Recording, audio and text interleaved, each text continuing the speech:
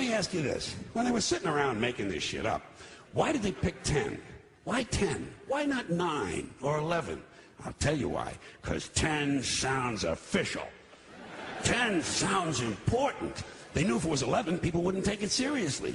Say, what, are you kidding me? The 11 commandments? Get the fuck out of here. But 10 sounds important. 10 is the basis for the decimal system. It's a decade. It's a psychologically satisfying number. The top 10, the 10 most wanted, the 10 best dressed. So having 10 commandments was really a marketing decision. And to me, it's clearly a bullshit list. It's a political document artificially inflated to sell better. I'm going to show you how you could reduce the number of commandments and come up with a list that's a little more workable and logical. We're going to start with the first 3, and I'll use the Roman Catholic version because those are the ones I was taught as a little boy. I am the Lord thy God. Thou shalt not have strange gods before me. Thou shalt not take the name of the Lord thy God in vain. Thou shalt keep holy the Sabbath. Right off the bat, the first 3, pure bullshit. Sabbath day, Lord's name, strange gods. Spooky language. Spooky language. Designed to scare and control primitive people. In no way does superstitious nonsense like this apply to the lives of intelligent, civilized humans in the 21st century. You throw out the first 3 commandments, you're down to 7. Next, honor thy father and mother. Obedience, respect for authority. Just another name for controlling people. The truth is, obedience and respect should not be automatic. They should be earned. They should be based on the parent's performance. Parent's performance. All right? Some parents deserve respect. Most of them don't. Period. You're down to 6.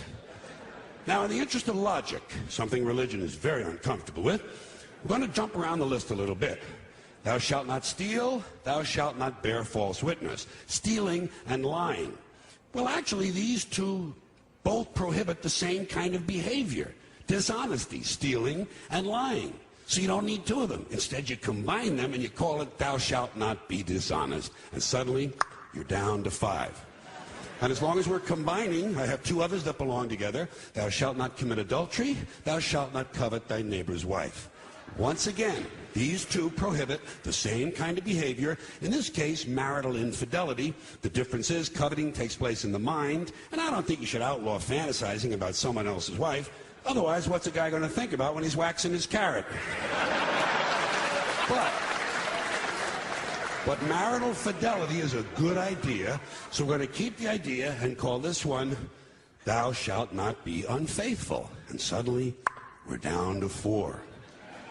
But when you think about it, honesty and fidelity are really part of the same overall value. So in truth, you could combine the 2 honesty commandments with the 2 fidelity commandments and give them simpler language, positive language instead of negative, and call the whole thing, thou shalt always be honest and faithful, and we're down to 3. Thou shalt, they're going away fast. Thou shalt not covet thy neighbor's goods. This one is just plain fucking stupid. Coveting your neighbor's goods is what keeps the economy going. All right? Your neighbor gets a vibrator that plays "O Come All Ye Faithful." You want to get one too. Coveting creates jobs. Leave it alone. You throw out coveting, you're down to 2 now. The big honesty and fidelity commandment, and the one we haven't talked about yet, thou shalt not kill. Murder. The 5th commandment. But when you think about it, religion has never really had a big problem with murder. Not really. More people have been killed in the name of God than for any other reason. All you have to do...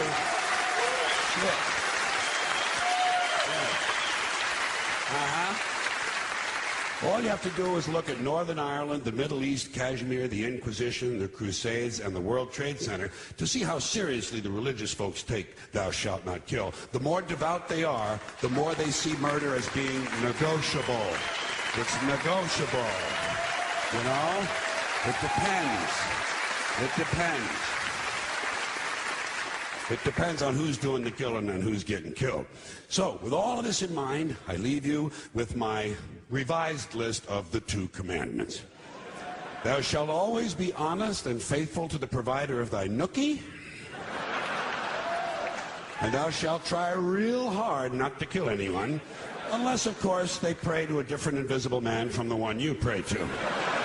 2 is all you need. Moses could have carried him down the hill in his fucking pocket.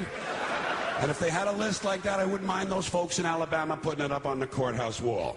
As long as they included one additional commandment, thou shalt keep thy religion to thyself.